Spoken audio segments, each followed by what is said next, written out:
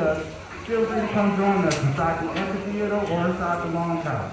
We ask that during this training you stay seated for the duration of the program and don't approach the glass while others behind you will see. Today we're going to be learning about California sea lions and how we care for them here in the country. But before we do that, let's take a peek at our sea lions. Each of our sea lions are trained to recognize a specific shape called a station symbol, which helps them know which trainer to go to. So see if you can use that to recognize each of our sea lions during this training. Alright, over here in the middle of the island, we do have Catalina. Catalina is 10 years old and is the mom to one of our younger sea lions, Gracie. Like Remy and Buttercup, who moved here from the aquarium in Texas, Catalina began training as an adult and learns a little differently from some of our other sea lions. She is doing great at learning new things and works hard every day. You will see her training with that red conversation symbol. Over here at the beach square, we have Tia.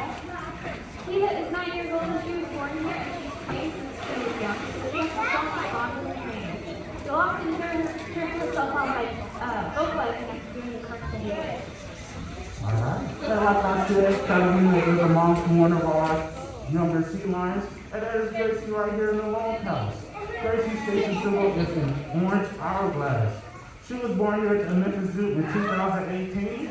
Gracie is generally calm and focused during her training sessions, and because of that, she learns new things pretty fast and is advancing in her training pretty quickly.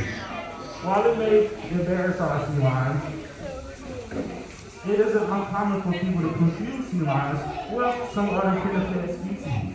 Pinniped means feather or wing-footed, and that includes sea lions, seals, and walruses. It can be challenging to tell seals and sea lions apart, but walruses can easily be distinguished by their big size and their long tusks. Seals and sea lions can be a little bit trickier, but luckily for us, sea lions can show some of the differences. The first difference you might notice is their ears. Sea lions have little ear flaps on the sides of their head, whereas seals have internal ears, so you'll only see a little hole. Another big difference is the way they move on both land and underwater. On land, sea lions can rotate their flippers under their bodies to allow them to walk around. Seals, however, have much smaller flippers, so on land, they just scooch around on their bellies. Underwater, sea lions will use their long front flippers to gracefully propel themselves through the water. Seals, on the other hand, allow their larger back flippers, swimming more like a fish does. This is your sea lions in the swimming with us. The sea lions look like a lot longer than different trainers in each training session. It's very good and helps for animals avoid their teeth. During this training, you will see our sea lions do many different behaviors. Some of the behaviors you will see today help with their veterinary care. Our animals practice these behaviors every day, which assures that they will be comfortable for any checkups they might need. These behaviors might be as simple as a sea lion presenting part of their body for our trainers to take a closer look, opening their mouth to assess their dental health, or more complicated behaviors like participation in x-rays and eye exams. In addition to training our animals to participate in their own veterinary care, we also train our animals to participate in natural behaviors you will see our sea lions do. While these and other behaviors keep our sea lions physically stimulated, we also want to ensure that they are mentally stimulated as well. And providing them regular training and opportunities for learning new things, we have to ensure that our animals are mentally engaged. While working with our sea lions, we might see our trainers use a target, which could be their hand, a blue buoy at the end of a stick, and the sea lion's station symbol. When you see one of our sea lions touch their nose or flipper to one of these things, they are doing what is called a target behavior. Target behaviors help in moving the animals around their exhibit or in positioning their bodies to help us get a good look at them. While watching this training, you might notice our trainers say good job while working with the sea lions. The trainer will say this when the animal performs their behavior correctly, and the sea lion uses this, they receive a reward, and the favorite reward comes in the form of fish. But what happens if one of the sea lions doesn't do the behavior correctly? Or they want to react? That's a great question. Sometimes our sea lions will get a little bit confused, so we'll ask them for different behaviors that they're more confident in, and try to recall them when they're doing later. This type of training is called positive reinforcement, focusing on rewarding behaviors we want to see. It's important to know that all the training we do here at the Memphis Zoo is voluntary and based on trust. Our trainers have spent a lot of time forming close relationships with each of these animals. Every behavior you see our sea lions do here is because they choose to. Now, living in the zoo, they don't have to worry about any natural predators, but they can find one. Do you think you could guess what it is?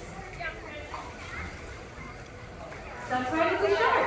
How will sea lions not only face threats from natural predators like sharks, but also man-made threats?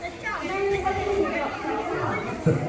Here at the River Zoo, we believe that protecting sea lions, their ecosystems, and human health is of the utmost importance. The ocean not only provides a home to animals like sea lions, but also plays a vital role in all climates, including landlocked places like Memphis. This is our water regulates the flow of blood through our bodies. The ocean helps regulate our climate by controlling heat and moisture that go to all parts of the world. Just as our heart requires strong protection of the ocean, our mom cold water and methane gas can stress on the ocean and damage its ability to regulate the climate. This stress can cause the ocean to pump incorrect amounts of heat and moisture to different parts of the world. One example of how this stress can affect ecosystems can be seen in the food chain of California sea lions.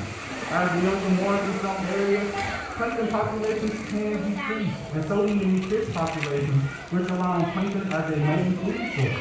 When those fish populations decline, it forces California sea lions to move to look elsewhere for the fish they eat, thus affecting the entire ecosystem.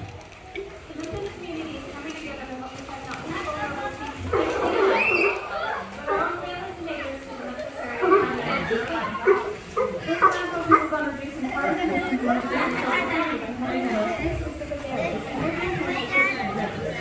We can all help be part of this work by learning more about the Memphis Area Climate Action Plan on the Shelby County website and by supporting it with goals to reduce community-wide emissions 51% by 2035. One of the ways that the city of Memphis is working to reduce our community emissions is through retrofitting streetlights with LED bulbs, which is something you can do at home as well. If we all do our part to reduce emissions, we can make the world a safer place to live for sea lions and for people.